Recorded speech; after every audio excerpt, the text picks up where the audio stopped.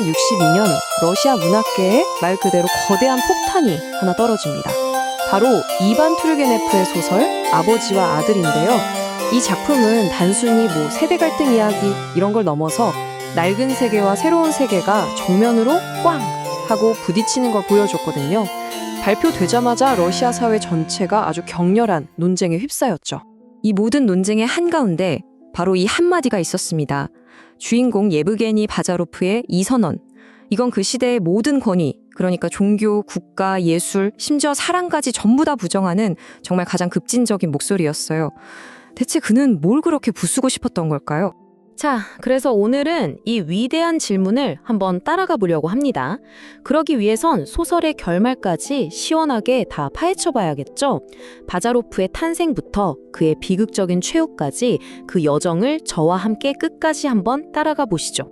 먼저 바자로프라는 인물이 대체 왜 어떤 시대였길래 등장할 수밖에 없었는지 그 배경부터 한번 들여다볼게요. 때는 1859년 러시아 역사의 아주 거대한 전환기였습니다. 당시 러시아는요, 곧 터질 것 같은 압력솥 같았어요.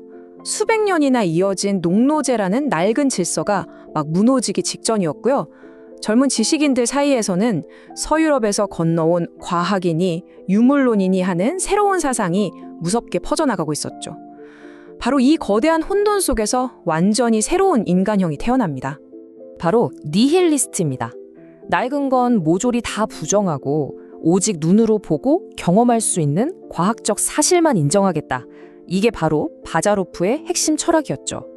근데 정말 재밌는 건요, 이 소설 아버지와 아들 덕분에 니힐리스트라는 단어가 전 세계적으로 유명해졌다는 거예요. 그러니까 투르게네프가 시대에 떠돌던 유령 같은 존재에게 딱 하고 이름을 붙여준 셈이죠.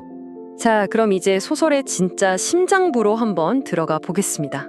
이 새로운 사상은 과연 낡은 세대와 어떻게 부딪히면서 불꽃을 튀겼을까요? 소설의 모든 갈등은요, 딱 이 두 사람으로 압축돼요. 한쪽에는 품위, 원칙, 예술의 가치를 굳게 믿는 우아한 귀족 파벨. 이 사람이 바로 아버지 세대고요. 그 정반대편에는 모든 걸 해부하고 증명해야 직성이 풀리는 냉소적인 의대생 바자로프, 즉 아들 세대가 버티로 서 있죠. 바자로프가 뱉은 이 말, 이건 그냥 세대 차이네, 투정이네 하는 수준이 아니었어요. 이건 낡은 러시아를 지탱해온 모든 가치를 향한 선전포고였습니다. 아름다운 시를 읊는 대신 개구리를 해부하고 사랑이라는 감정마저 뇌의 작용일 뿐이라고 설명해버리니 기성세대가 보기엔 정말 기가 막혔겠죠. 하지만 모든 걸 이성으로만 설명하려 했던 이 똑똑한 젊은 니힐리스트도 결국 자신의 철학으로는 도저히 설명할 수도 통제할 수도 없는 두 가지 거대한 힘과 정면으로 부딪히게 됩니다. 그게 바로 사랑 그리고 죽음이죠. 안나 오딘초바, 이 사람이 바로 바자로프가 처음으로 마주한 과학으로 분석이 안 되는 그런 미지의 존재였습니다. 그녀의 지성과 아름다움 앞에서 바자로프의 그 냉소적인 태도가 속수무책으로 흔들리기 시작해요.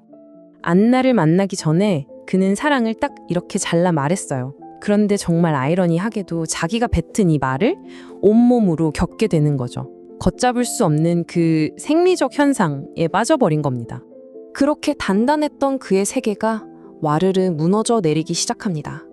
사랑을 고백했다가 거절당하고 그토록 경멸했던 구시대의 유물, 명예라는 것 때문에 파벨이랑 결투까지 벌이거든요.